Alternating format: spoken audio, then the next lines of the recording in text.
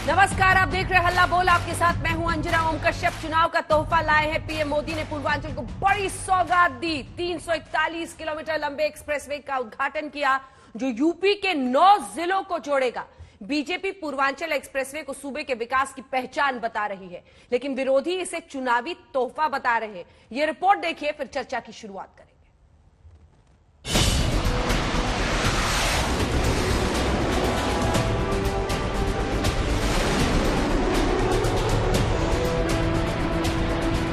मिराज भी उतरा, जगुआर भी उतरा और सुखोई भी उतरा। देश के सबसे लंबे ऑपरेशनल एक्सप्रेसवे पर वायुसेना के एयर शो ने इसके उद्घाटन कार्यक्रम को ऐतिहासिक बना दिया। एयर शो से पहले एक्सप्रेसवे का उद्घाटन करने प्रधानमंत्री मोदी खुद भी हरक्यूलिस से उतरे।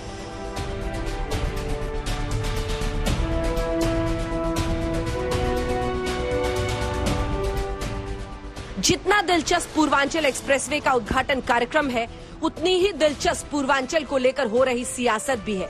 समझने के लिए बिना नाम लिए अखिलेश यादव पर पीएम मोदी का ये हमला सुनिए।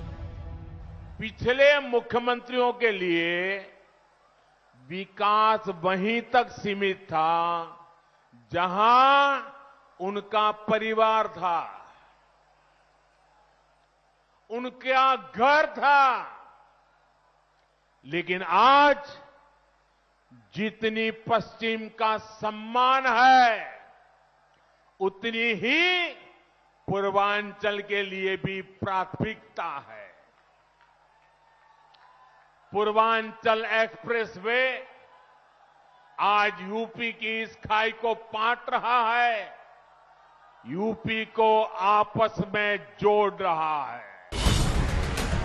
देश को पूर्वांचल एक्सप्रेसवे का तोहफा देने के बाद प्रधानमंत्री ने बिना नाम लिए समाजवादी पार्टी के मुखिया पर एक के बाद एक कई वार किए। यूपी में हमने लंबा दौर ऐसी सरकारों का देखा है जिन्होंने कनेक्टिविटी की चिंता किए बिना ही औद्योगिकरण के बड़े बड़े बयान दिए, सपने दिखाए। परिणाम ये हुआ कि जरूरी सुविधाओं के अभाव में यहां लगे अनेक कारखानों में ताले लग गए। इन परिस्थितियों में ये भी दुर्भाग्य रहा कि दिल्ली और लखनऊ दोनों ही स्थानों पर, चाहे लखनऊ हो या दिल्ली, दोनों ही स्थानों पर परिवारवादियों का ही दबदबा रहा। पहले एक शहर दूसरे शहर से काफी हद तक कटा हुआ था। अलग अलग हिस्सों में लोग जाते तो थे, काम है, रिश्तेदारी है, लेकिन एक दूसरे शहरों में अच्छी कनेक्टिविटी ना होने की वजह से परेशान रहते थे। पूरब के लोगों के लिए लखनऊ पहुंचना भी महाभारत जीतने जैसा होता था। मुझे मालूम था कि जिस तरह तब की सरकार ने, योगी जी के आने से पहले वाली सरकार ने यूपी के लोगों के साथ नाइंसाफी की, जिस तरह उन सरकारों ने विकास में भेदभाव किया, जिस तरह सिर्फ अपने परिवार का हित साधा, यूपी के लोग ऐसा करने वालों को हमेशा हमेशा के लिए यूपी के विकास के रास्ते से हटा देंगे। सबको पता है कि पूर्वांचल की ताकत यूपी में सत्ता दिलाने वाली ताकत है। 2012 में पूर्वांचल ने अखिलेश यादव को भरपूर प्यार दिया तो सरकार बनी। 2017 में पूर्वांचल ने बीजेपी को सत्ता की बागडोर थमा दी। इस बार भी बीजेपी पूर्वांचल को साधने की पूरी कोशिश कर रही है, लेकिन अखिलेश यादव भी कोई मौका नहीं छोड़ रहे। पूर्वांचल एक्सप्रेसवे को लेकर वो लगातार दावे ठोक रहे हैं उद्घाटन से ठीक पहले उन्होंने ट्वीट किया, फीता आया लखनऊ से और नई दिल्ली से कैंची आई, सपा के नाम का श्रेय लेने को मची है खींचम खिंचाई। आशा है अब तक अकेले में बैठकर लखनऊ वालों ने समाजवादी पूर्वांचल एक्सप्रेसवे की लंबाई का आंकड़ा रट लिया होगा। सपा बहुरंगी पुष्प वर्षा से इसका उद्घाटन करके एक रंगी सोच वालों को जवाब देगी। पूर्वांचल के एक्सप्रेसवे का है, इसका भी नाम बदला गया। ये समाजवादी पूर्वांचल एक्सप्रेसवे जो समाजवादी पार्टी की सरकार का विजन था और जो काम समाजवादी पार्टी 4.5 साल पहले कर चुकी, उसी काम को आज सरकार कर रही है। इनके पास कोई नया काम भी नहीं है दिखाने को जनता के लिए। पूर्वांचल एक्सप्रेसवे के उद्घाटन से ठीक पहले उनकी पार्टी के कार्यकर्ताओं ने पुष्प वर्षा की और दावा ठोकने निकले, लेकिन रास्ते में पुलिस ने रोक लिया। समाजवादी पार्टी के दावों में दम हो या ना हो, लेकिन अखिलेश की चुनौतियां काफी बड़ी है। याद है ना कितनी बिजली कटौती होती थी? कौन भूल सकता है कि यूपी में कानून व्यवस्था की क्या हालत थी? कौन भूल सकता है कि यूपी में मेडिकल सुविधाओं की क्या स्थिति थी?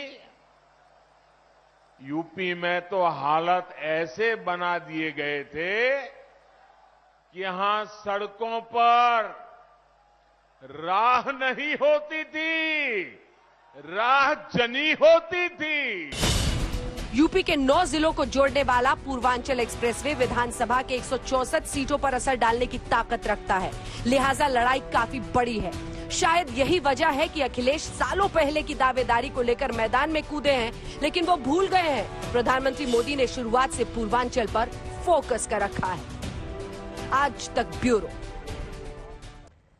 तो आइए चर्चा की शुरुआत करते हैं। डॉक्टर सुधांशु त्रिवेदी प्रवक्ता और सांसद भारतीय जनता पार्टी के जुड़ गए हैं। अनुराग भदौरिया प्रवक्ता समाजवादी पार्टी के, सुरेंद्र राजपूत प्रवक्ता कांग्रेस पार्टी के, यशवंत देशमुख चुनावी विश्लेषक के तौर पर हमारे साथ चर्चा में जुड़ेंगे।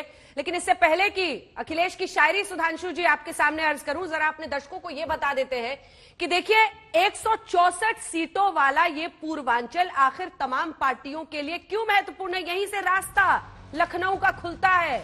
2012, 2017, 2012 जब अखिलेश की जीत हुई थी और 2017 जब कब्जा कर लिया बीजेपी ने 117 सीटों के साथ। यूपी विधानसभा सीटों में 164 से 167 सीटें हैं जो इस पूरे इलाके में आती हैं। समाजवादी पार्टी 2012 में 101 सीटें, 2017 में 17 पर आ गई थी। ये पूरे यूपी का हिसाब किताब हम आपको दिखा रहे हैं। विधानसभा सीटें जो यहां की हैं पूर्वी उत्तर प्रदेश की।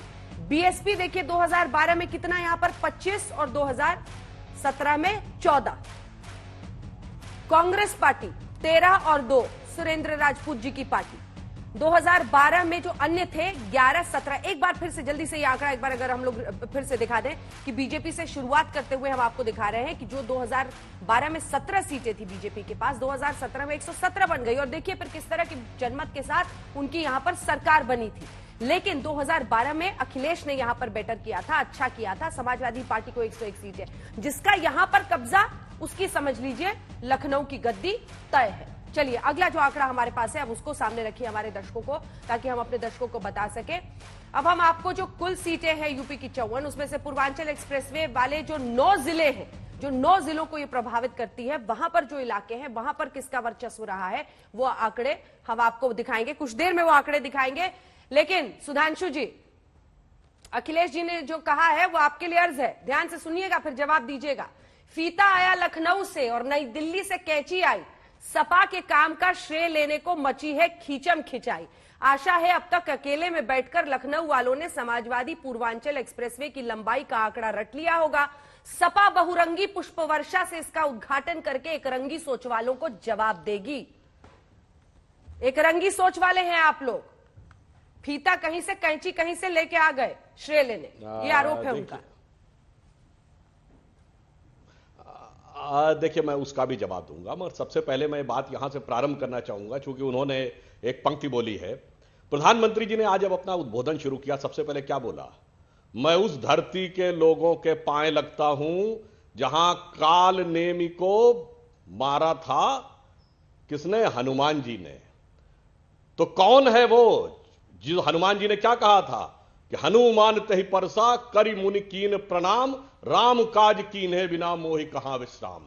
तो कौन काल नेमी था और कौन भगवान के साथ खड़ा था, इसलिए उन्होंने आगाह भी किया कि काल नेमी के चक्कर में जो पड़ जाता है तो उबरे ही अंत न होई निबाहु, काल नेमी जिन रामन राहु। वो साफ स्पष्ट है। अब मैं आता हूं इसके ऊपर टेक्निकल बात। कल अखिलेश जी ने एक ट्वीट किया जिसमें एक फोटो दिखाई। फोटो में कहा 2016 में इस एक्सप्रेसवे का उद्घाटन हुआ। 2016 का साल तो बोला, जरा उसकी डेट देखी क्या थी? 22 दिसंबर 2016। यानी जब चुनाव आचार संहिता लगने में 2-4 दिन रह गए थे, कभी भी लग सकती थी, जैसे आज से 1 महीने के बाद कभी भी लग सकती है। तो उस समय मुझे ध्यान है शायद 1 या 2 जनवरी को 2017 के चुनाव की सूचना जारी हो गई थी। तो भाई ये कौन सा आप एक्सप्रेसवे, आपके दावे को यदि मान लिया जाए कि आप चंद दिनों में बनाने वाले थे। अंतर यह है कि हमने तो आज हकीकत में वायुसेना का जहाज उतारा, आपने सिर्फ कागज पे एक चित्र उतारा। बस यही अंतर है हमारे उनमें, क्योंकि आपके जमाने में सेफई में एयर स्ट्रिप बनी थी जिसपे जेट प्लेन उतरते थे सेफई महोत्सव के लिए, ताकि आपके गांव में उसके ऊपर बहुत सारा जो भी अपना कार्यक्रम हो, उसमें कोई बात नहीं है। मगर अफसोस कि जिस जमाने में अपनी पार्टी का नेतृत्व देने की बात आई तो कोई सेफई का भी व्यक्ति नजर नहीं आता था, अपने परिवार का नजर आता था। हमारे यहां चाहे दिल्ली से मेरठ का एक्सप्रेसवे हो और चाहे पूर्वांचल एक्सप्रेसवे हो, सब तरफ समान रूप से विकास के कार्य करते हुए नजर आ रहे हैं। इसलिए जो प्रधानमंत्री जी ने किया और जो अखिलेश जी ने कहा, दोनों में जमीन आसमान का अंतर है। और एक बात और कह दूं, अखिलेश जी के जमाने में पूर्वांचल किसके लिए याद किया जाता था? याद करिए, अबू सलेम, छोटा शकील, मुख्तार अंसारी, अतीक अहमद। और आज आजमगढ़ में राजकीय विश्वविद्यालय, गोरखपुर में एम्स, काशी विश्वनाथ की उभरती हुई छवि, और जो कहते थे अयोध्या में परिंदा नहीं पर मार पाएगा, वहां राम जन्मभूमि की पताका आकाश में। और उसके ऊपर से ये देखिए पूर्वांचल का एक्सप्रेसवे। ये बदलाव है सीन का जो पिछले कुछ वर्षों में हमारी सरकार आने के बाद। ठीक है, आप ड्राइंग करते रह गए भदौरिया जी। बधाई। ताली नहीं, ताली को जुमले ताली तो आपको पीटनी ही पड़ेगी सर। आप लोग ड्राइंग कर दिया उन्होंने, लंबा चौड़ा। प्रभु जवाब तो सुनिए, सवाल तो सुनिए, सवाल तो सुनिए। आप लोग ड्राइंग करते रह गए। अब जब उन्होंने पूरा बना दिया, 3 साल में चकाचक कर दिया, आज का आपने शो देखा कि नहीं देखा? अब आप छाती पीट रहे हैं और शो में आके ताली पीट रहे हैं। अब मैं बता रहा हूँ, प्रधानमंत्री जी कह रहे थे कुछ लोगों के लिए परिवार है। बिल्कुल सही कह रहे थे। उत्तर प्रदेश, पूरा उत्तर प्रदेश हमारे लिए परिवार है, आपके लिए नहीं होगा। हमने एक्सप्रेसवे बनाया, आगरा से लखनऊ एक्सप्रेस। आप आज उतारने की बात कर रहे हो, हम सब सिकोई को उतार चुके हैं। तब आपके अंदर पे सांप लौट गया था कलेजे पे, उसकी आप चर्चा नहीं कर पाए। लखनऊ से एक्सप्रेसवे हमने बनाया था, आगरा वाला। और इस एक्सप्रेसवे जिसका आप उद्घाटन कर रहे हो, उस समय हमने 99% लैंड एक्विजिशन कर लिया था। टेंडर हमने दे दिए थे 19,000 करोड़ के, 12,000 करोड़ हमने डिस्ट्रीब्यूट कर दिया था कंस्ट्रक्शन के लिए। काम शुरू हो गया था, फिर आपने आके उसको टेंडर को खत्म किया। और सदन के अंदर में आपके महाराणा जी कह रहे थे, अरे अभी तो 55% ही लैंड एक्वायर हुई है। तब उन्होंने झूठ बोल के कम से कम माना था कि 55% लैंड एक्वायर हुई है। और इन्होंने इनका शिलान्यास किया, आपके मंत्री जी का ऑफिशियल बयान है, देख लीजिए आप। और आप आज आप यहाँ लंबी लंबी बातें मार रहे हैं। उसके बाद आपने कितने हजार करोड़ में किया? 22,494 करोड़ में आपने दिया।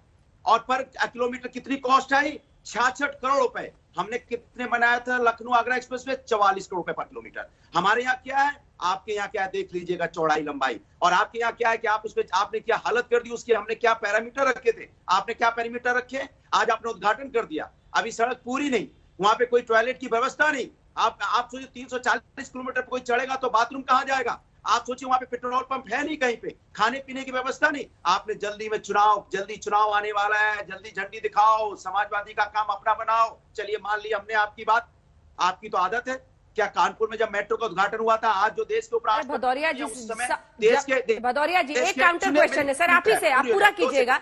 अरे जब सब कुछ बना ही लिए थे तो फिर हारे क्यों? मेरी बात वही जवाब आ रहा है आपके पास। हमने कहा जब शहरी विकास मंत्री थे वेंकैया नायडू जी, वो भी उद्घाटन में थे, मेट्रो के उद्घाटन में कानपुर में। उद्घाटन हुआ, उसका शिलान्यास हुआ था, फिर आपके मुख्यमंत्री जी आए, फिर शिलान्यास करके गए। अरे लखनऊ आगरा एक्सप्रेसवे, अंजना जी, जब आप भी कभी ना कभी चल के गए होंगे, सुधांशु जी तो रोज ही आते जाते होंगे, और वो चल रहा था, इसका भी उन्होंने उद्घाटन किया था, आपको जान के आश्चर्य होगा। और बताएं आपको, इससे भी इनका पेट नहीं भरा। स्टेडियम जिसमें इंटरनेशनल मैच होने वाला था, दूसरे दिन ये सवेरे सवेरे फीता लेके पहुंच गए। इनके मुख्यमंत्री जी को कोई फीता और कैंची पकड़ाए हुए बगल में, वो लिए कैंची फीता दौड़े, जैसे आप कार्टून दिखाती है ना, वो फीता कैंची दौड़े दौड़े लेके जाते हैं, पट्टियां लगाते हैं, कैंची लगा देते हैं।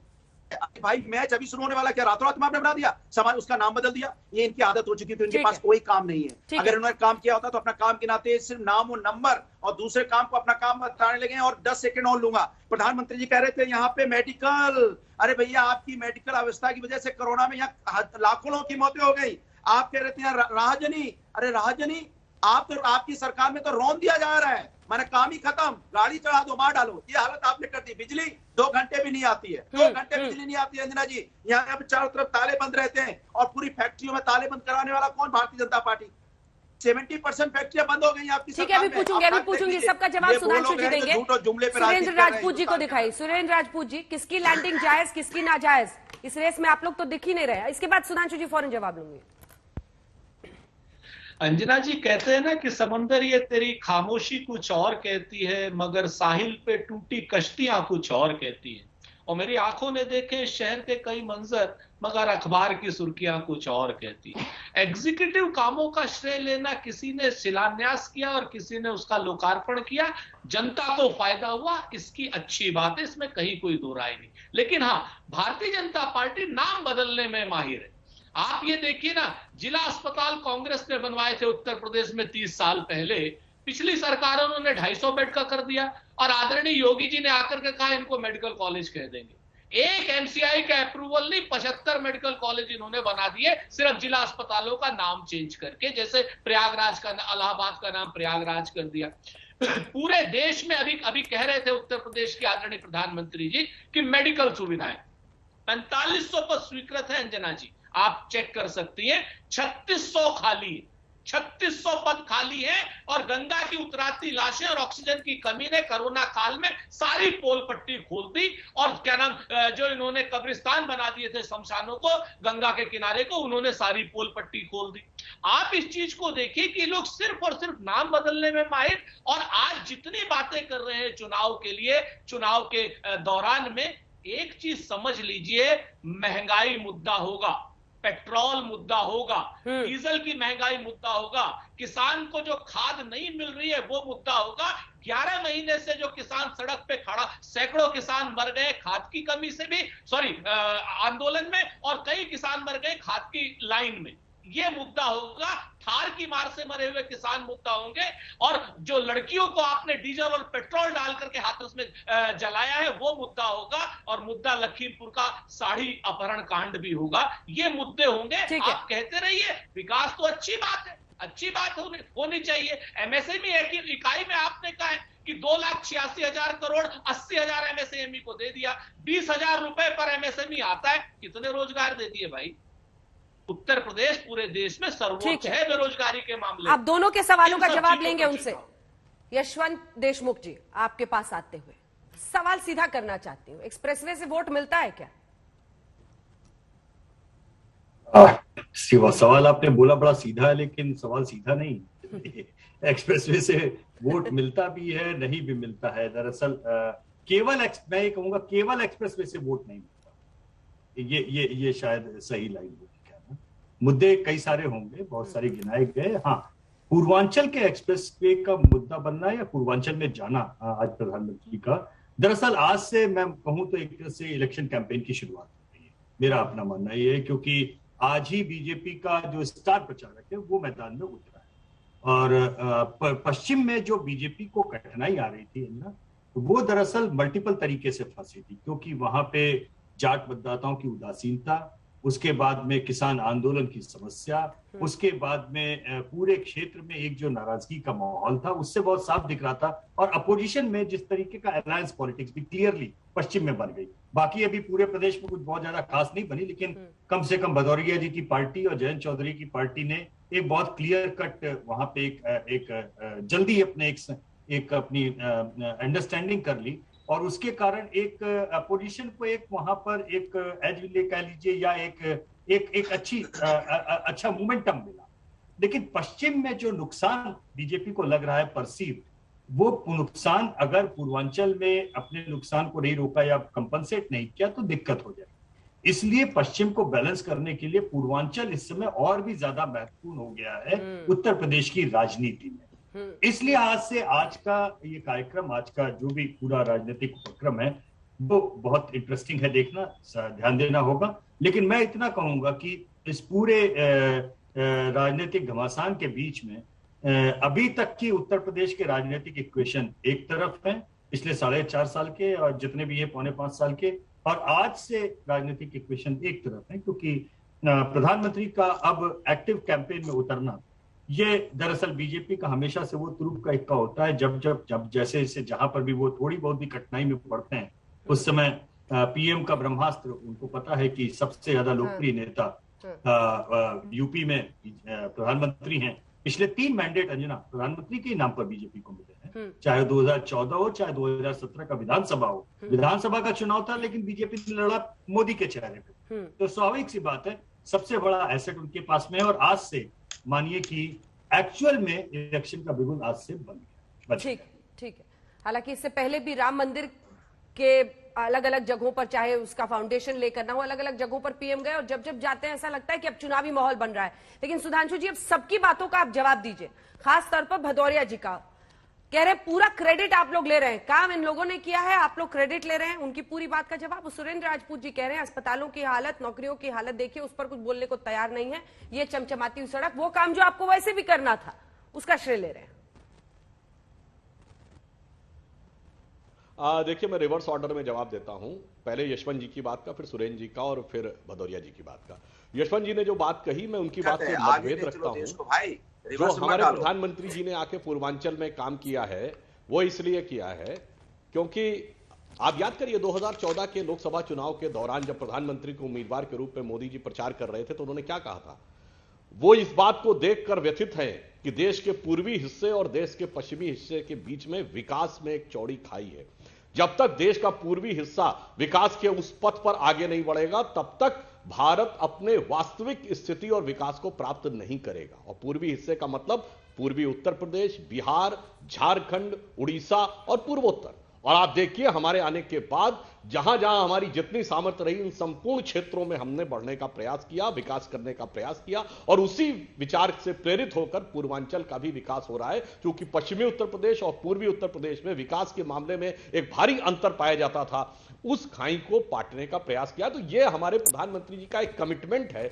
चुनावी राजनीति से केवल प्रेरित एक कार्य नहीं है, यह विकास की अवधारणा का विषय। दूसरा, सुरेंद्र राजपूत जी ने जो बोला, अंजना जी, मुझे लगा जो उन्होंने पंक्तियां बोली थी ना, टूटी हुई कश्ती, अंदर का मंजर कुछ और कहता, अखबार की सुर्खियां कुछ और कहती हैं, मुझे लगता है शायद वो कांग्रेस के अंदरूनी हालात पे कुछ बोल रहे थे। क्योंकि कांग्रेस में सुर्खियां तो कुछ और दिखती हैं और अंदरूनी हालात का मंजर 6% वोट लगातार पिछले 2-3 चुनावों में दिखता है, और अब कोई पार्टी उनके साथ गठबंधन करने को तैयार नहीं है। तो मुझे उनकी बात शायद उनके अंतर्मन से उनकी पार्टी के लिए जो व्यथा है वो अभिव्यक्त होती हुई नजर आई है। अब मैं आता हूं भदौरिया जी की बात पे। भदौरिया जी देखिए, आवेश में आकर कितनी बढ़िया बात बोल गए। उन्होंने कहा हमने तो इतने प्रतिशत भूमि का अधिग्रहण कर लिया था। याद करिए 2014 में जब हमारी सरकार आई थी, हाँ। और हम भूमि अधिग्रहण बिल लाए थे, छाती पीट पीट के उसका विरोध कर रहे थे। उसके बाद भी भूमि अधिग्रहण किया था ना, इसका मतलब ये मान गए थे जो हमने कहा था कि विकास के लिए भूमि का अधिग्रहण जरूरी है। अब देखिए, खुद कह रहे हैं कि भूमि अधिग्रहण कर रहे थे और भूमि अधिग्रहण का विरोध कर रहे थे। इसीलिए कहते हैं कि क्रेडिट लेने की बात की और यथार्थ की बात आप क्या कह रहे हैं? अरे भाई, आप तो आपके मंत्री, अरे भाई आप बोल रहे थे, मैंने डिस्टर्ब नहीं किया भदौरिया जी। अरे आपके मुंह से निकल गया भूमि अधिग्रहण किया, आप कह रहे थे भूमि अधिग्रहण नहीं होना चाहिए, और अब आपके मुंह से निकला कि भूमि। मैं तो बोल रहा हूँ, क्या दिक्कत है भाई? हम कहाँ परेशान आप दिख रहे हैं मान्यवर। परेशान आप हो, परेशान आप दिख रहे हैं, दिक्कत आपको दिख रही है। मैं अपने टर्न पे बोल रहा हूँ, आप बीच में बोल रहे हैं। झूठ बोला क्या, बताइए? अरे भाई बताइए, आपके मंत्री जी ने झूठ बोला? अपने टर्न का इंतजार करिए, आपने जो भी बोला मैंने इंतजार किया ना, तो उतावला भाई आप सही तो बोलिए। मैंने तो सिर्फ एक सैद्धांतिक बात कही। प्रतिशत को लेकर आपका और हमारा मतभेद हो सकता है, आप कहेंगे मैंने इतना प्रतिशत किया, हमने कहा इतना प्रतिशत, मगर इसमें तो मतभेद खत्म हो गया ना कि भूमि अधिग्रहण जरूरी था। तो इसका मतलब आपका जो विरोध था वो नाटक था, नौटंकी था। ये साफ दिखा रहा है कि श्रेय लेने के लिए क्या हो रहा है। और अंत में मैं सिर्फ ये कहना चाहूंगा, यह बिल्कुल ईमानदारी की बात है कि इन्होंने इटावा से होते हुए आगरा और लखनऊ वाला एक्सप्रेसवे बनाया। इसमें हम इनकी बात को स्वीकार करते हैं, क्योंकि उस पर इनका क्षेत्र पड़ता था। जहां से मुख्यमंत्री जी का क्षेत्र पड़ेगा वहां से तो वो कनेक्टिविटी दिल्ली लखनऊ की रखेंगे, मगर विकास की उस दौड़ में पूर्वांचल को बहुत पीछे छोड़ दिया था। हाँ, पूर्वांचल जाते थे, आपके जमाने में नेता आजमगढ़ जाते थे, आजमगढ़ में संजयपुर जाते थे, आतंकवाद के आरोपियों घर सिद्धा करने जाते थे, किसी देशभक्त के घर पे नहीं। रुकिए, तो हमारा एक्सप्रेसवे एक सेकंड, आपकी हर बात मान लेंगे अनुराग भदौरिया जी, बस एक सवाल का जवाब दे दीजिएगा बिना इधर उधर घूमे हुए। आप सैफई और गोंडा का फर्क हमें समझा दीजिए कि ये फर्क क्यों देखा इन दो शहरों ने, इन दो जगहों ने ये फर्क क्यों झेला, ये बताइए। सैफई और गोंडा का फर्क बताइए। किससे सवाल है? आपसे पूछ रहे भदौरिया जी, आप किससे? अरे आपकी सरकार सफाई चमकाने का श्रेय दीजिएगा क्या बीजेपी को? समाजवादी ने, सुनिए, समाजवादियों ने कभी कोई फर्क किया ही नहीं उत्तर प्रदेश के अंदर में। इनको यही नहीं पता है आजमगढ़ क्यों गए थे। सैफई और गोंडा का फर्क बताइए ना। गोंडा भी बताऊंगा, दोनों का फर्क समझा दीजिए। मैं बताने तो बोलने तो दीजिए। हमने तो गोरखपुर में ही फर्क नहीं समझा। गोरखपुर में एम्स बनाने के लिए जमीन दी, एम्स बनाने का काम किसने शुरू किया? समाजवादियों ने गोरखपुर में। शायद ये भूल गए हैं। हमने तो गोरखपुर में भी नहीं अंतर समझा। हमने तो अयोध्या को भी अपनाया, जहां हमने अयोध्या के अंदर में इलेक्ट्रिफिकेशन, अंडरग्राउंड इलेक्ट्रिफिकेशन किसने किया? समाजवादियों ने। सैफई के सामने सब ठीक है अनुराग जी, अभी वहां भी पहुंच रहा हूँ। अरे पिछली बार कब गए थे सैफई? कब गए थे पिछली बार सैफई? कब गए थे? एक सेकंड दिखा दीजिए उनको। पिछली बार सैफई आप तो सैफई गोंडा कब गए थे? अरे मेरी बात, अरे मैं सैफई या गोंडा जाऊं ना जाऊं उससे मतलब, धूल मत झोंकिए ना सर आंखों में। अरे धूल झोंकिएगा शाम में बैठकर आंखों में तो फिर आपसे पूछना पड़ेगा ना। हम आपको जरा सीटें दिखा रहे हैं। 2017 के जो नतीजे थे, कुल सीटें 54, उनमें से आप देखिए 2012 के नतीजे, और फिर समाजवादी पार्टी ने 2012 में अच्छा किया था 45। वो कैसा जबरदस्त, एक एक करके हम आपको हर जिले का की तस्वीर ये दिखाते रहेंगे। जल्दी सब दिखा दीजिए एक बार अनुराग भदौरिया जी को। अनुराग जी अपनी बात पूरी कीजिए। आप तो कई शहर विकास के इंतजार, आप मुझे गोंडा और सैफई का फर्क बताइए कि एक सर सैफई वगैरह तो दूर से ही जाते ही दिखता था चमचमाता हुआ, हम लोग खुद गए हुए। आप गोंडा सैफई का फर्क सुन लीजिए। जब समाजवादी पार्टी की सरकार आई थी तो गोंडा में एक जगह है डेमुआ घाट, जहाँ 10 जिलों को जोड़ता है, सबसे बड़ा पुल वहां बनाया गया। गूगल कर लिए, ब्रेक में गूगल कर लिए। अरे तो क्या, अरे नारायणपुर में, अरे जो काम किया गिना रहा हूँ ना, डंका की चोट में, नारायणपुर में सबसे, नारायणपुर में पुल बनाया गया, मोहनपुर में पुल बनाया गया, बताइए ना। नाले अयोध्या से, सुन लीजिए, कर्नलगंज से लग रहा है कोई साजिश हो गई सर, आपका ऑडियो ही कट जा रहा है। अब आप मुझे बोलने तो दीजिए। आप जब मैं बता दूं आपको, गोंडा से मनकापुर, गोंडा से होते हुए जब बलरामपुर, और फिर कर्नलगंज से नवाबगंज से अयोध्या, इतनी बड़ी बड़ी रोडें, सारे डिस्ट्रिक्ट को, बलरामपुर, अयोध्या और वहाँ पे केसरगंज, इनको जोड़ने वाली रोडें किसने बनाई? समाजवादी ने। आज जाइए वहाँ पे, आंख बंद करके चले जाइए लखनऊ से, चाहे बलरामपुर से गोंडा जाइए, चाहे अयोध्या से चले जाइए, चाहे वहाँ से केसरगंज से चले जाइए या मनिकापुर से चले जाइए, हर जगह नवाबगंज से चले जाइए, कर्नलगंज से जाइए, हर जगह से रोडों का जाल बिछा हुआ है। यही समाजवादी पार्टी है जिसने हर जिलों को 4 लाइन से जोड़ा। ये हमें बताएंगे, इनसे पूछ लेंगे, अभी तो ये बता नहीं पाएंगे इन्होंने कौन सी एक रोड में। मैं चैलेंज करता हूँ, चलिए अंजना जी, पूरी आपके चैनल को पूरी दुनिया देखती है, ये बता दें इन्होंने कौन सी जिले को, जो एक जिले से दूसरे जिले जोड़ने वाली कौन सी रोड बनाई है 5 साल में, बता दें तो मैं जान जाऊं। और कौन सा ऐसा स्टेडियम बना दिया किसी भी डिस्ट्रिक्ट में जहाँ बच्चे खेलते हैं? कौन बनेगा मुख्यमंत्री का जवाब दीजिए सुधांशु। बनाइए कौन सी रोड आपने जिले से जोड़ने वाली बनाई, एक भी रोड बताइए। और ये भी प्रोजेक्ट बताइए जो आपने शुरू किया और आपने खत्म किया। ये अगर थामिए, हाँ जवाब सुनिए। देखिए साहब, आपने दिल्ली आए होंगे तो दिल्ली और मेरठ का एक्सप्रेसवे नहीं देखा है? वो यूपी का जिला नहीं है? फिर देखिए बोलने लगते हैं, बोलने लगते हैं। मान्यवर आप बोलिए ना प्रभु, आप अपने टर्न। अरे आपके घर के सामने करते प्रभु। आपने दिल्ली मेरठ का एक्सप्रेसवे नहीं देखा है क्या? मेरठ उत्तर प्रदेश नहीं है क्या? मेरठ और नोएडा उत्तर प्रदेश में नहीं है? आपके घर के सामने गड्ढे हैं कह रहे हैं वो सुधांशु जी। आपके घर के सामने गड्ढे हैं इंदिरा नगर वाले घर पे, आइए आपको दिखा दें। और चैलेंज कर रहा हूँ, अभी भेज दीजिए। आप जा नहीं सकते उस रोड से और आप हमें बताएंगे। और आप लोगों ने तो चैलेंज रखा था ना सुधांशु जी 100 दिन का, कहीं गड्ढे नहीं होंगे। इनके घर के सामने सड़क पे गड्ढे, पूरा इंदिरा नगर गड्ढों से भरा देखिए हुआ बड़ी है। मजेदार बात है। जवाब सुनिएगा। देखिए ये दावे इतने करते हैं कि हमारे घर के बारे में भी इनको हमसे ज्यादा पता टमटम है। गाड़ी को रोकिए जरा। अच्छा सुनिए, अपनी सरकार का तो इनको आइडिया नहीं है। अच्छा चलिए, अभी आपने बोला था, मैं एक ही बात का चैलेंज करता हूं। सुनिए आप भदौरिया जी, आपने के मुंह से अभी निकला था, अंजना जी बैक करके दिखा दीजिएगा, इन्होंने कहा था अयोध्या में राम की पैड़ी हमने बनवाई, और सुरेंद्र सिंह राजपूत जी की पार्टी कहती है उन्होंने बनवाई। अब बताइए दोनों में से कौन श्रेय ले रहा? बताइए आप गलत या आप गलत? अभी श्रेय की बात बिल्कुल क्लियर हो जाएगी। बताइए सुरेंद्र सिंह राजपूत जी, वो राजीव गांधी के जमाने में बनी थी या मुलायम सिंह जी के जमाने में? बोलिए भदौरिया जी। अरे बोल तो लो, मैं तो बोल रहा हूँ ढंग से की चोट। बताइए बताइए बताइए, आपने बोला राम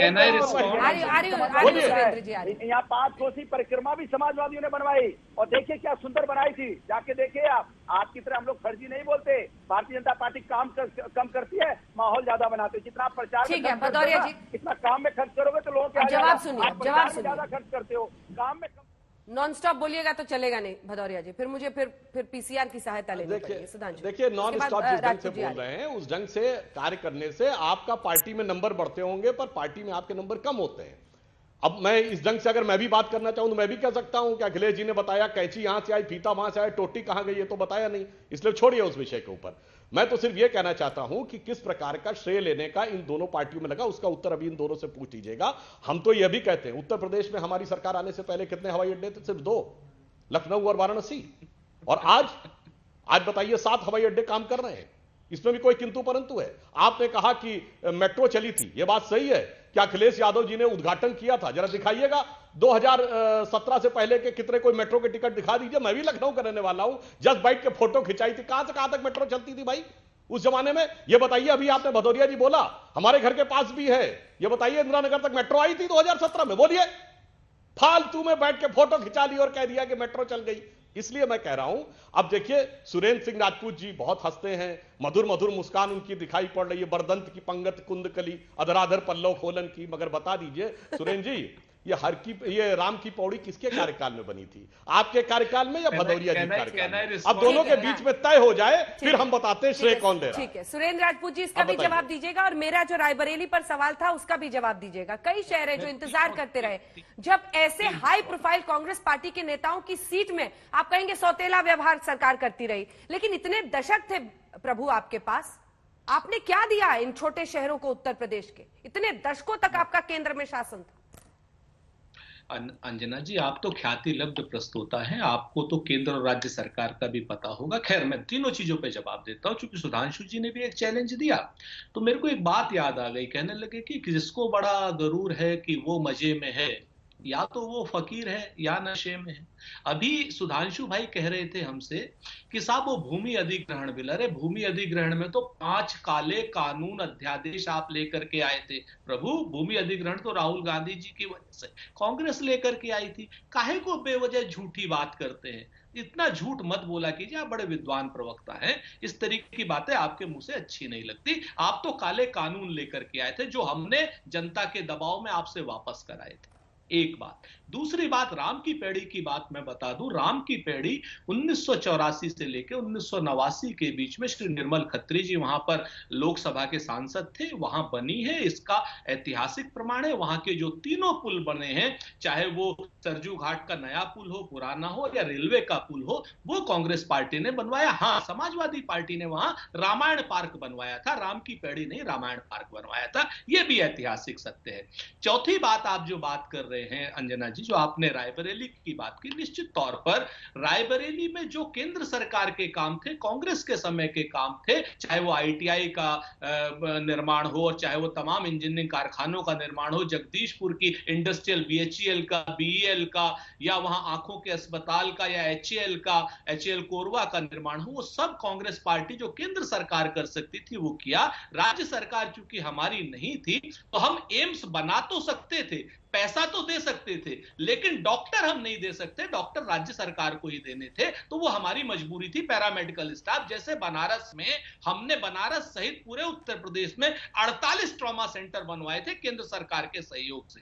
उन 48 के 48 सेंटरों में सिर्फ 9 सेंटर भारतीय जनता पार्टी और तमाम और दूसरे दल 9 सेंटर ऑपरेट करा पाए। बनारस का ट्रॉमा सेंटर तो आज भी 50 बेड का चल रहा है। आप इस चीज को देखिए। अब अयोध्या की बात आ ही गई है तो सुधांशु जी चूंकि विद्वान प्रवक्ता है, मैं एक छोटी सी बात पूछ लेता हूं। इनके एक साथी हैं डॉक्टर संजय निषाद पार्टी इनकी साथी है, उन्होंने भगवान श्री राम की वल्दियत तक को बदलने का काम कर दिया। माता कौशल्या राजा दशरथ के ऊपर इतनी अभद्र और अपमानजनक भगवान श्री राम पर टिप्पणी की है, उसके बाद भी इनकी हिम्मत, हैसियत और हौसला नहीं है भारतीय जनता पार्टी के एक नेता का भी। मुझे उम्मीद है सुधांशु जी उन पर हमला करेंगे और उन्हें हटाएंगे अपने साथ से, जिन्होंने भगवान श्री राम की वल्दियत को भी बदलने का काम किया, रामायण को बदलने का काम किया।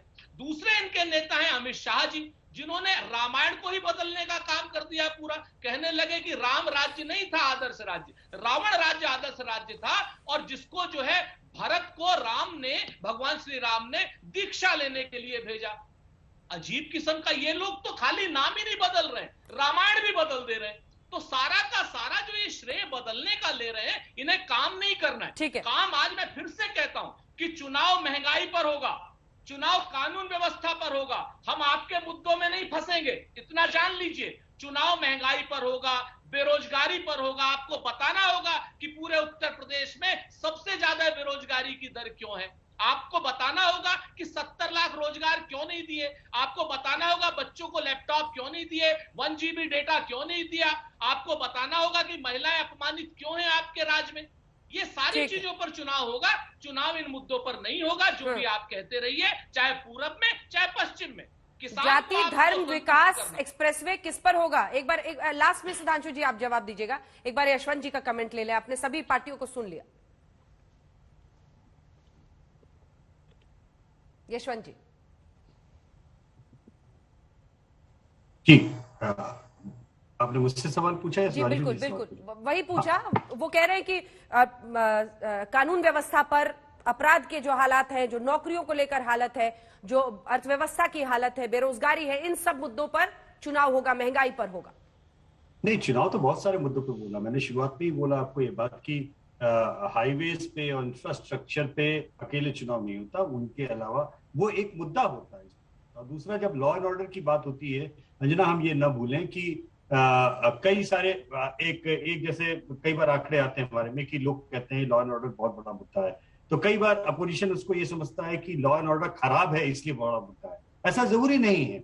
लॉ एंड ऑर्डर इस सरकार का, उत्तर प्रदेश की सरकार का एक बहुत बड़ा यूएसपी भी रहा। बहुत दुर्भाग्यपूर्ण घटनाएं भी हुई हैं, लेकिन लार्जली स्पीकिंग इस पर्टिकुलर सरकार का, खासतौर पे मुख्यमंत्री का, लॉ एंड ऑर्डर को लेके एक अलग किस्म की ब्रांडिंग रही है। और पब्लिक जब कहती कि लॉ एंड ऑर्डर बड़ा मुद्दा होगा, तो उसमें एक बड़ा सेक्शन ऐसा भी होता है जिसके लिए पॉजिटिव मुद्दा होता है। मतलब ये अलग तरीके से काम करता है, और उसमें दरअसल एक यूएसपी इस मुख्यमंत्री की या इस सरकार की है, लॉ एंड ऑर्डर के ऊपर एक कड़ी छवि की। दूसरी तरफ ये एक सबसे कमजोर नब्ज पिछली सरकार की भी है। भदौरिया जी जब भी लॉ एंड ऑर्डर की बात करेंगे तो उनको कहीं ना कहीं पब्लिक के बीच में ये समझाने में बहुत दिक्कत होगी कि आपकी सरकार या आपकी पार्टी की लॉ एंड ऑर्डर के ऊपर इस तरीके की अजीब सी ब्रांडिंग क्यों है कि पब्लिक देखे कि आप आ रहे हैं तो लॉ एंड ऑर्डर के मुद्दे पे नेगेटिवली उल्टा जाके। ये तमाम चीजें होंगी। लेकिन पूर्वांचल का जहां तक सवाल है, आज की ये घटना या आज का जो कैंपेन है, ये एक अजीब अलग ढंग से आगे चलेगा। महंगाई बहुत बड़ा मुद्दा है, ये मैं आपको बता दूं, जो अभी मुद्दा बनता जा रहा है। हालांकि इलेक्टोरल मुद्दा होना और रोज का मुद्दा होना, ये दो अलग अलग। ठीक है मैं ये बात बोल सकता हूँ। ठीक है सुधांशु जी, अब जवाब दीजिए और ये बताइए कि क्या महंगाई पर आपका एक्सप्रेसवे और उसके इर्द गिर्द और राम मंदिर और ये सब हावी कर पाएंगे आप लोग? 1 मिनट का वक्त है सर। जी, मैं तीनों चीजों का जवाब देता हूं। बस मैं सुरेंद्र सिंह राजपूत जी को बधाई दूंगा कि उन्होंने राम की पैड़ी के मुद्दे पे भदौरिया जी की भद पीट दी। दूसरा, मैं कहना चाहता हूं कि लॉ एंड ऑर्डर के इशू पर जो यशवंत जी ने कहा, बिल्कुल इस देश को याद है कि किस ढंग से किस राज्य की सरकार में कौन कौन से माफियाओं का कितना जलवा था। हमारी सरकार ने 1886 करोड़ रुपए की माफियाओं की अवैध संपत्ति जब्त की है, 1 करोड़ के नहीं बता सकते। और तो और ऐसे ऐसे माफिया कि मुख्तार अंसारी पंजाब में सुरेंद्र सिंह राजपूत जी की सरकार के पूरे जिसे कहते हैं दामने रहमत में बैठ के जलवा अफरोज थे, चूंकि उनकी तबीयत नाचाज थी। फिर हमारी सरकार यहां पकड़ के लाई, इसलिए सबको यह बात पता है कि कौन लॉ एंड ऑर्डर के लिए कर रहा है। और बाकी हमारे दोनों प्रवक्ताओं ने कहा विकास का मुद्दा होना चाहिए, पर एक के नेता लिखेंगे किताब इस समय अयोध्या राइजिंग हिंदू बोको हराम, दूसरे के नेता बोलेंगे जिन्ना महान स्वतंत्रता संग्राम सेनानी थे, फिर तीसरे का बोलेगा कि राम नाम लेने वाले निशाचर होते हैं, फिर राहुल गांधी कहेंगे हिंदू बनाम हिंदुत्व, और बात विकास की करेंगे। इसलिए अंजना जी आश्वस्त रहिए, बात राम के नाम की हो या विकास के काम की हो, इनकी तरफ जितने भी लोग ये काम करके देख लें, इनकी हालत यह है विपक्ष की, एक हिंदी में कहावत होती ना, बहुत जोगी मठ उजाड़, सब लगे लगे अपनी अपनी में लगे हुए हैं विपक्ष की पार्टियां। और हमारी स्थिति यह है, चाहे राम का नाम या विकास का काम, एक है जोगी धुआंधार, और ऊपर से श्री नरेंद्र मोदी जी का आशीर्वाद, और आप देखिएगा जनता का आशीर्वाद हमें सुरेंद्र जी, नहीं तो मैं जरूर आपके मोदी पास जी के काम पर भी और योगी जी के काम। एक्सप्रेस वे जिसके जरिए क्या चुनावी डगर पर बड़ा तोहफा लेकर प्रधानमंत्री यूपी पहुंचे, इसी पर आज आप देख रहे थे, क्योंकि श्रेय हर पार्टी लेती हुई, खास तौर पर झगड़ा बीजेपी और समाजवादी पार्टी का। बहस आप इसी पर देख रहे थे हल्ला बोल पे, देखते रहिए।